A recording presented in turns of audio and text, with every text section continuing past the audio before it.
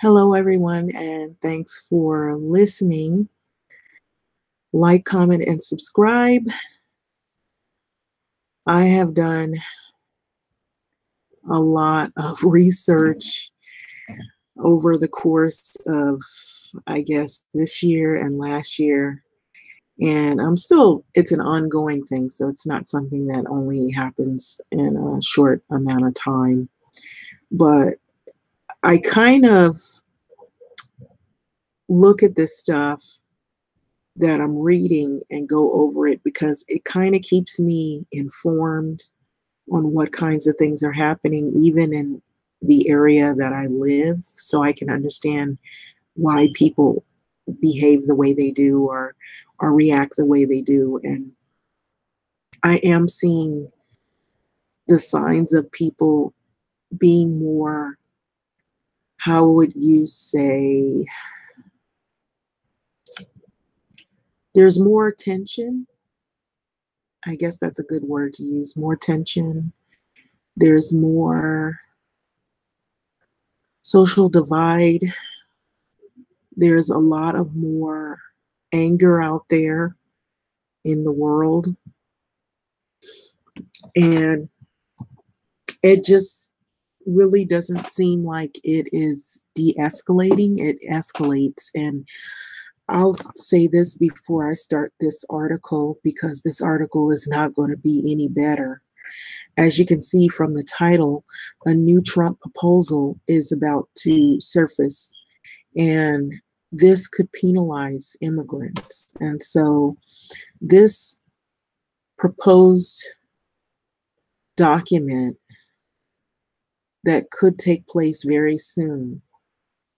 And I believe some people that I even know that I'm living around have been hit hard with the effects of the new immigration laws, because I can see how a lot of people who used to go to work are not at work anymore. They've been fired or terminated, or laid off is probably a better word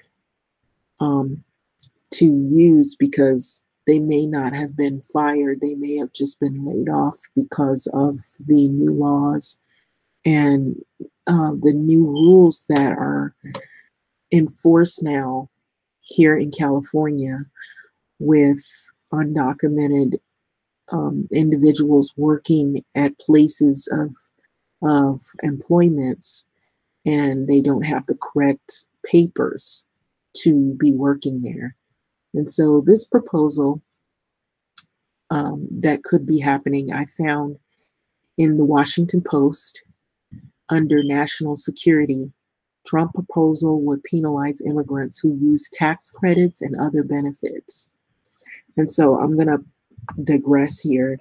I believe the reason why there's plenty of anger out there, I will mention that Stephen Clark was a young African-American male who was shot and gunned down by law enforcement in Sacramento.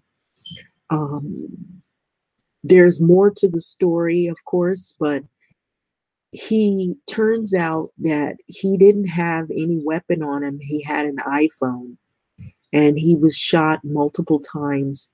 It was stated that he was shot 20 times. And so this is a young African-American male, among others, that have been recently gunned down due to aggressive law enforcement. And so that's why in previous videos I said that just because people are citizens here in California doesn't mean that everything is all smooth sailing for people who are legal citizens, because you do have legal citizens who have their own set of battles, primarily African Americans who fear police and law enforcement because of the brutality that has been persistent in a number of years, possibly many decades, that this has been going on. And so we're starting to feel the brunt of all of this, and there's lots of protests that are going on. And there's some new developments that are occurring. So I will get into this article, and it does read that the Trump proposal would penalize immigrants who use tax credits and other benefits. And so I'm going to give a little bit of my opinion right now and at the end of this article, but it's a lengthy article, so bear with me. But this does not look good. You know, when you're looking at all of the new developments, the new laws, the new things that are coming into fruition, the new things that are coming into play in society now, it's not looking good. So I'm going to go ahead and read this. This is a photo of someone being sworn in as a naturalized citizen. So this is a photo of an applicant for the U.S. citizenship that recites the Pledge of Allegiance during a naturalization ceremony at the U.S. courthouse in Tucson. And so this article is by a Nick Miroff, and I always like to let people know that these articles, where they come from and who wrote the article.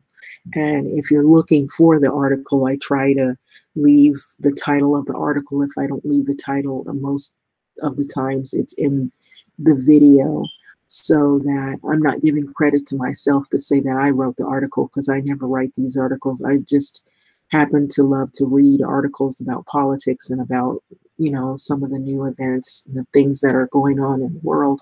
So this goes on to say that immigrants who accept almost any form of welfare or public benefit, even popular tax deductions, could be denied legal U.S. residency under a proposal awaiting approval by Trump administration, which is seeking to reduce the number of foreigners living in the U.S.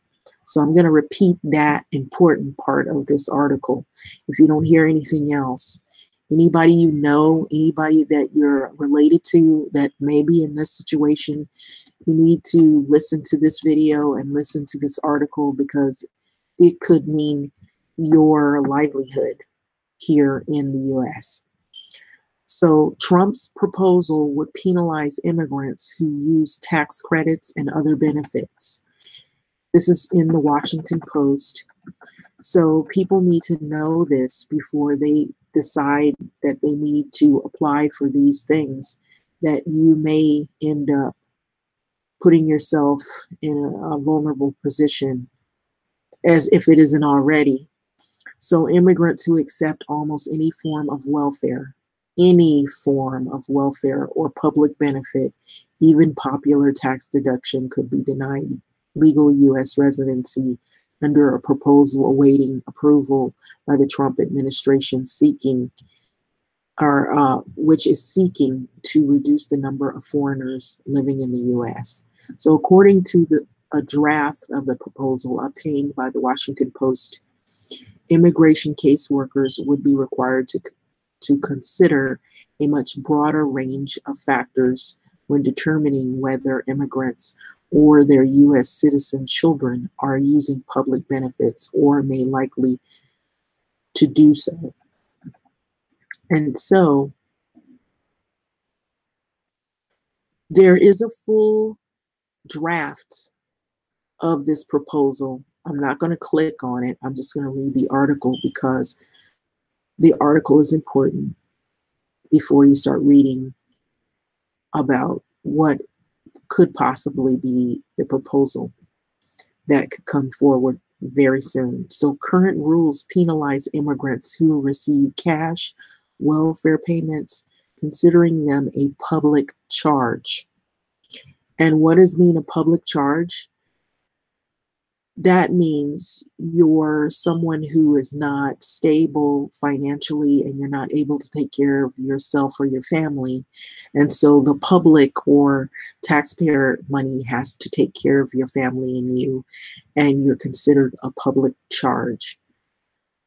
But let me read on. But the proposed changes from the Department of Homeland Security would broaden the government's definition of benefits to include the widely used earned income tax credit, as well as health insurance subsidies and other non-cash public benefits. The charges would apply to those whom are seeking immigration visas or legal permanent residency, such as foreigner with an expiration or an expiring work visa. So while they would make little difference to those living here illegally, it could affect immigrants.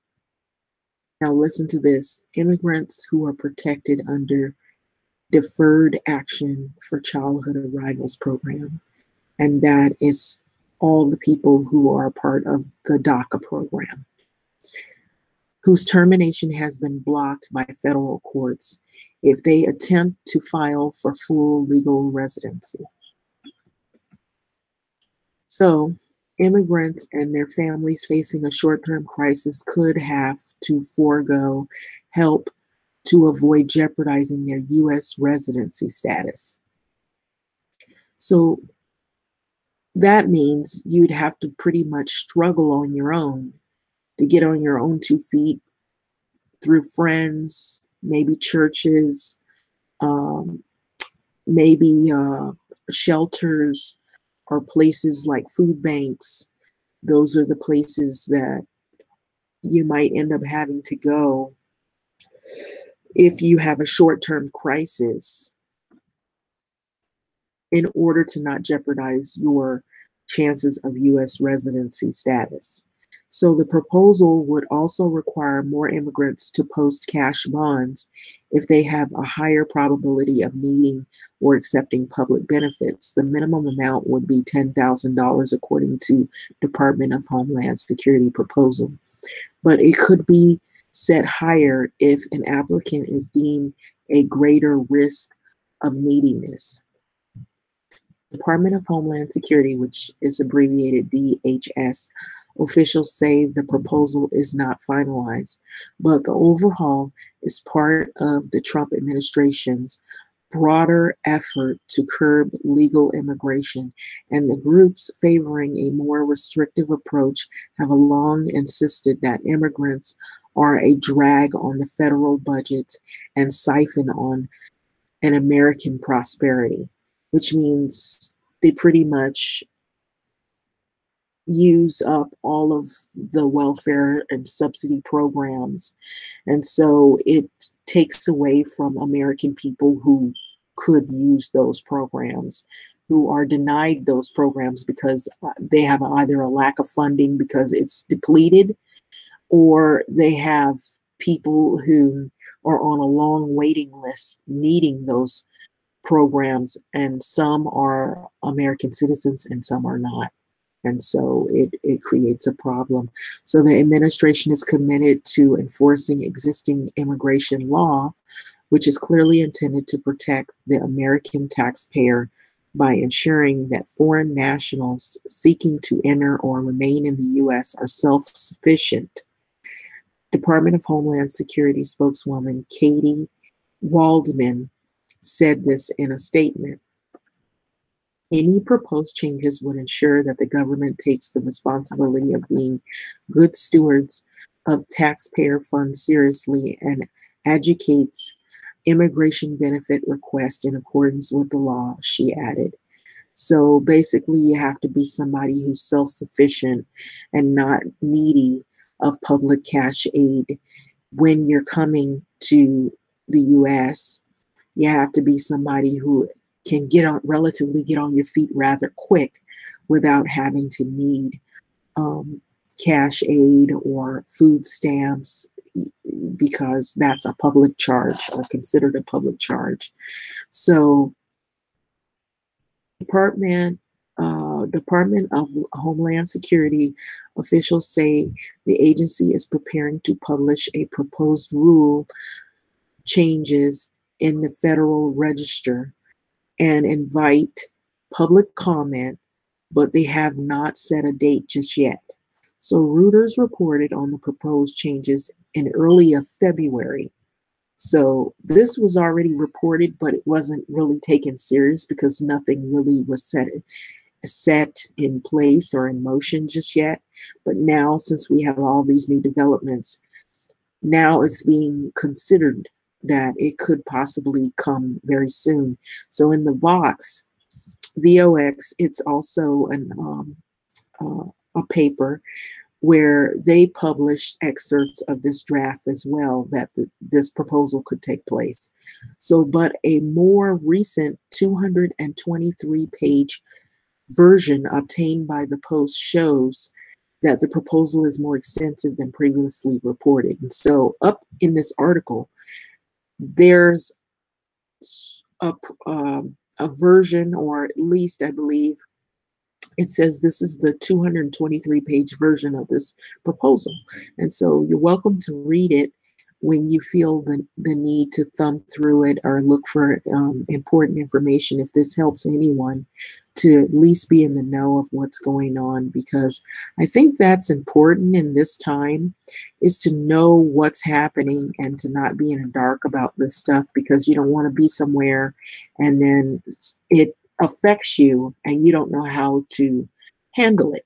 So it's striking that after strong public criticism of a leaked draft rule, the administration seems to be considering a version that goes even further. That doesn't sound good to me from hearing that. And they're actively considering whether to use this rule to create new grounds for deporting legal immigrants. You know, I said it before I even read those words, that it didn't sound good to me.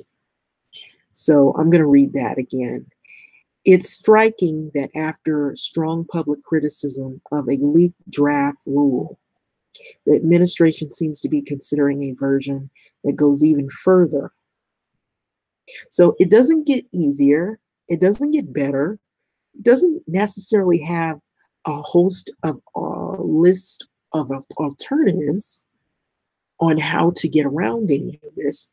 No, it says that it could go further, which means it could get even more complicated. And these are the words that I'm sure a lot of people didn't want to hear, that it could include legal immigrants, deporting them. So let me read that. This is really sad. So, and they're actively considering whether to use this rule to create new grounds for deporting legal immigrants, said Mark Greenberg, a senior fellow at the Migration Policy Institute, which has been critical of Trump policies.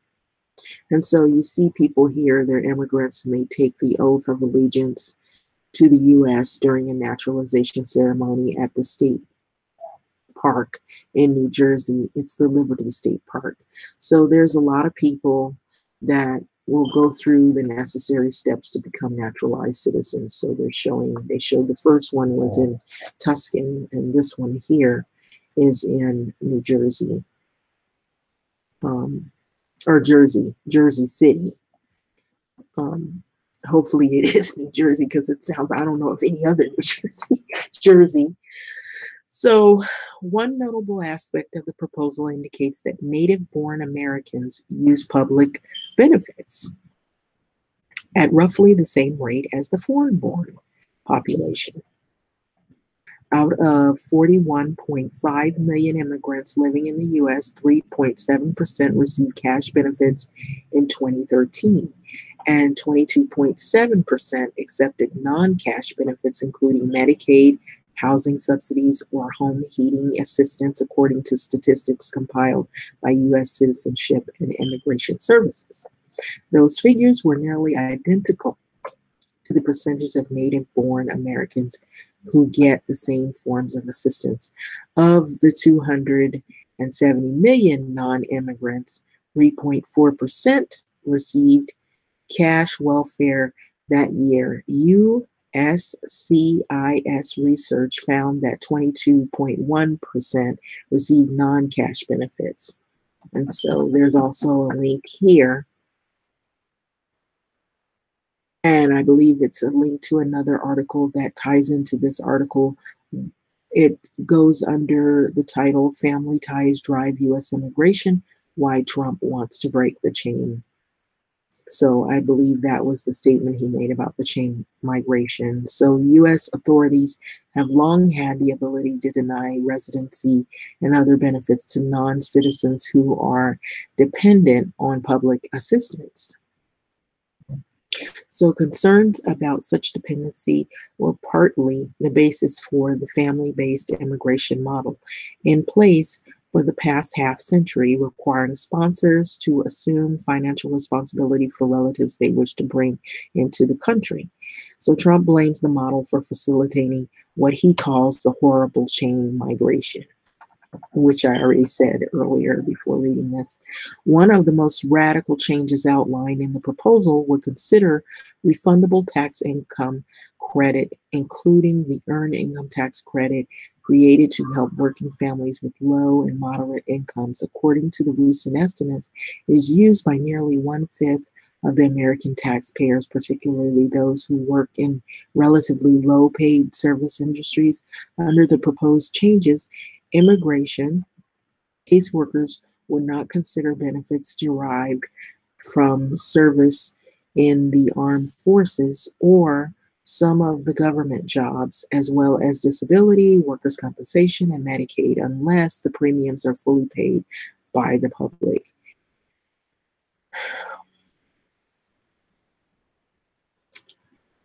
I'm just like breathing here because there's so many things that are affecting people, and I don't even think people realize that it is not getting any better before it gets worse. And so I'm going to continue reading on. It's just, I think that I will give my opinions at the end of this, but I'm just going to forewarn you that it doesn't look like things are headed in a good, positive direction as people would think. So it would also exclude elementary and secondary public education and early education development programs in the Head Start Act. But children would be considered a negative factor for caseworkers evaluating whether an immigrant is likely to use public assistance or benefits. So an applicant's family status is a factor that must be considered when an immigration officer is making a public charge determination.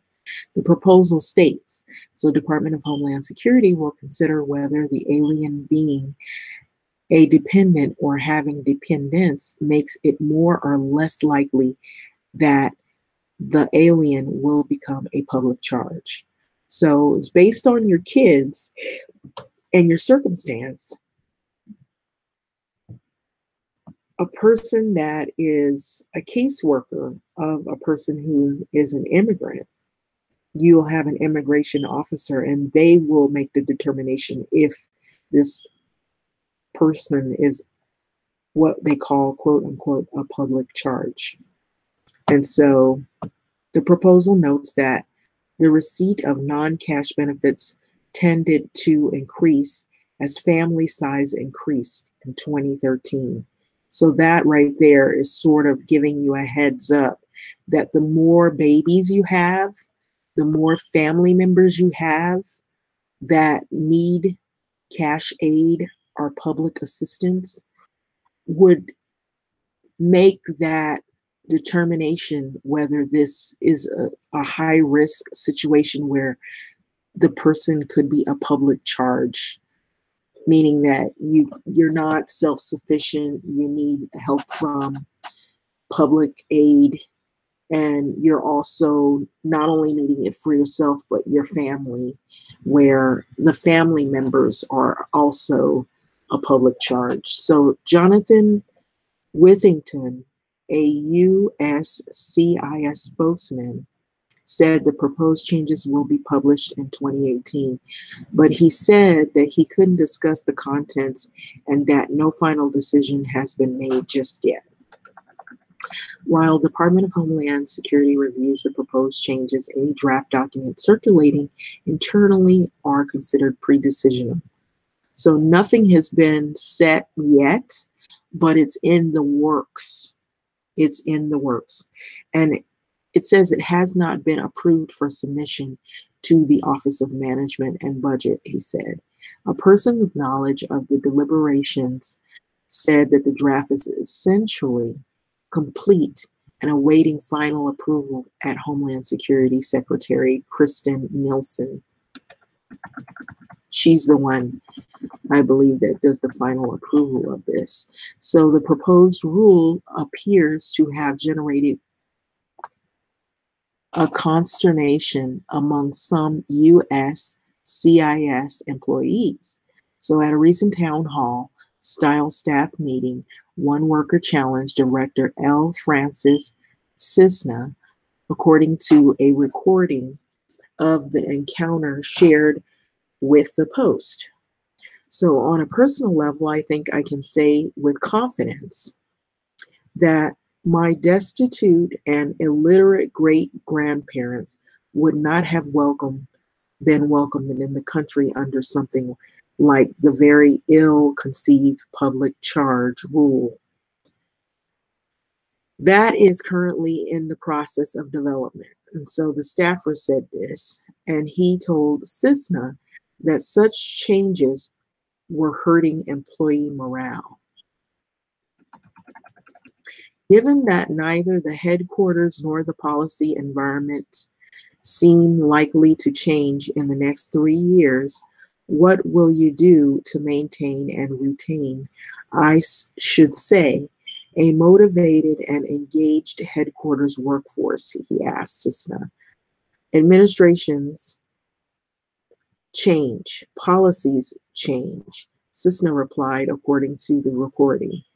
I've had to implement all sorts of things that I didn't like, but we do our job.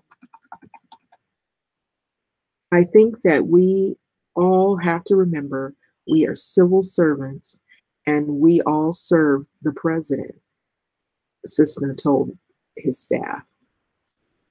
We're going to follow his directives. So basically what they're saying is they're just doing their job and they're following the rules that have been given to them. It may not be a decision that they're in favor of, but they're just following the laws. So this is a photo of the writer and his personal information about him. His name is Nick Meroff, who covers usually drug trafficking, border security, and transnational crime on the Washington Post National Security Desk. He was a Post foreign correspondent in Latin America from 2010 to 2017 and has been a staff writer since 2016. And so he's also on Twitter. And so he has his own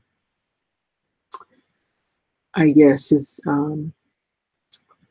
address there where you can look him up, maybe ask him about the article, or you can just read from the Washington Post under the national security and the new proposed law that may be coming around real soon.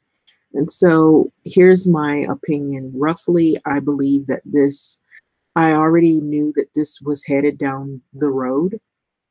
And that road is very short now, meaning it is probably going to take effect. I feel really, I say sentimental in terms of, or let's say I show empathy and feel sentimental about people's situation. And I'm not saying that my situation is any easier. I'm not a person that's in this predicament, but I know people who are. And I work around people who possibly are, or have children who have family members who are. And so with that being said, it's a sad situation because it will affect children. Because, you know, if one family member has to leave, then other family members will also probably leave with them because they don't want to be split apart. The other thing is that I was thinking in my head, I trying to envision myself in this circumstance. Usually, when you're coming from a situation or you're fleeing a situation where there's a lot of turmoil and there's violence, you may not have a lot of money. You may not have a lot of, you know, resources on hand. And so you may have to, um, you may not want to, but you may have to seek some type of outside assistance. So this would be a very, very difficult situation to be in, provided that you are, like if you have family members who happen to have a lot of money, which that's not everybody's circumstance, or you have friends in high places, or which what people will usually do in times of desperate need is maybe they will do things that are illegal so that they are able to survive. And so this brings me to this issue. With this proposal possibly being something that could be happening relatively soon, it could cause people to become more desperate and more apt to engage in criminal activity, not because they are criminals per se, but out of desperation because they don't know what else to do and what else to turn to, if there is anything else to turn to. And so it could cause a lot of issues to occur in the near future. And it, to me, is a dangerous, dangerous situation for people who live amongst people that are in this predicament, because what it could cause people to do is make drastic decisions they otherwise wouldn't. And a lot of times you realize that some people are coming from places. Now, this is what I've experienced here from listening to people who have or who are in these situations. Most times, like if they had a profession or if they had a degree in whatever it is of expertise, wherever they come from, it's not valid here in the US. If they come from a foreign country, they'd have to go back to school, or they have to start all over again. And a lot of times they're at an age where they're not wanting to go back to school, or they have health issues that won't permit them to just go back to school and not work. And we already know what's going on with the school thing, with, how expensive it is for some people. And in order to qualify for certain FOSFA grants now, you have to be, I believe there's rules for that now. I didn't look it up yet, but they may be changing that, where you can't just receive FOSFA grants anymore. So a lot of changes are being made literally, I've said this before, literally overnight while people are sleeping, and they don't even realize it. And it's happening under, in other words, that's my way of saying things are being changed right under the noses of people who aren't really paying attention. And they don't realize this stuff is happening until it happens in their backyard. And that's my way of using a figurative speech. People don't believe anything until they themselves are in the hot seat. And so this is one of those issues here. How I believe this could be potentially dangerous, once again, I'm saying, out of desperation, when people don't have anyone to turn to and they don't have any money or cash on hand, they don't have a job that they can just, get a paycheck, even if they don't get paid very much. Having some income is better than having no income. So it could potentially pose a threat to just regular people that are in the surrounding areas, amongst people who have been denied these public assistance programs. If you're being cut off from your food aid, if you're being cut off from certain government and state subsidy programs, or whatever programs that help you and your family able to survive from week to week, month to month. Um, if you have a family that is hungry, that's starving, they don't know if the lights are going to be on, if they're going to be able to pay their bills, where they're going to stay, they don't want to be homeless, it could cause people to seek drastic alternatives to survive. And so this does not look good at all. And so I have seen a lot of more homeless encampments. I have seen a lot of more, and I don't believe everybody is mentally ill either. I believe because of the high rents and because of the landlords, getting greedy here in Los Angeles and in California, all over. It's not just in LA, but all over California, there's high rents. Um, unless there's a rent control ordinance or some kind of cap where they can't, overcharge or take advantage of people who are the working poor. There are a lot of people who are just out of resources, or they're only living for what they work for, and that's it. And they're one or two paychecks away from being under those in homeless encampments, under a tent. And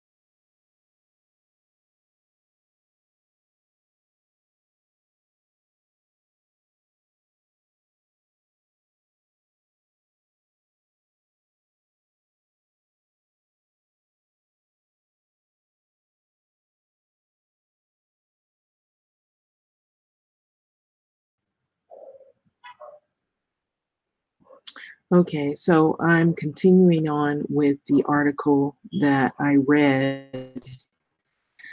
I don't know if it got the first half of what I was talking about this title here under a new Trump proposal could penalize immigrants.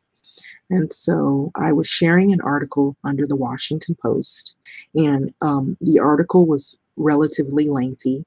And this is the cover And the title of the article, Trump proposal would penalize immigrants who use tax credits and other benefits.